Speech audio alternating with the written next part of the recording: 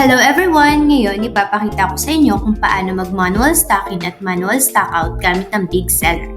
Mayroong dalawang paraan upang gumawa ng stocking list at stockout list.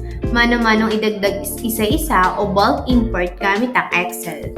Unahin natin ang manual stocking. Pumunta sa inventory, i-click ang manual stocking.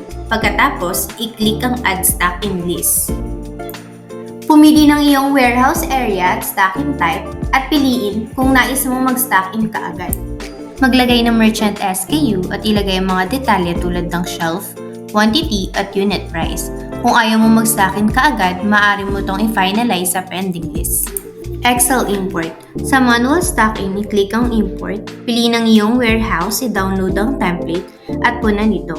I-upload ang yun na punan na Excel at ang system na ang automatikong gagawa at ipapakita ang listahan sa pending. Pangalawa, manual stockout. Pumunta sa inventory, i-click ang manual stockout. Pagkatapos, i-click ang add stockout list.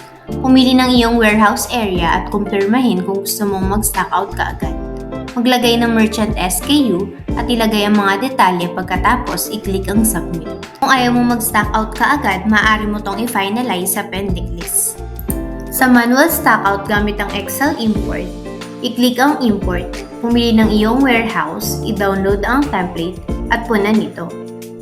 I-upload ang iyong napunan na Excel at ang system na ang automatikong gagawa at ipapakita ang listahan sa pending.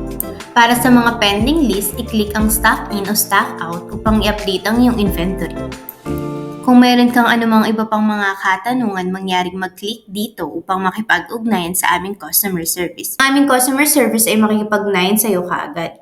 Kung meron kang anumang mga katanungan, ilagay ito sa comment section. Salamat sa panonood!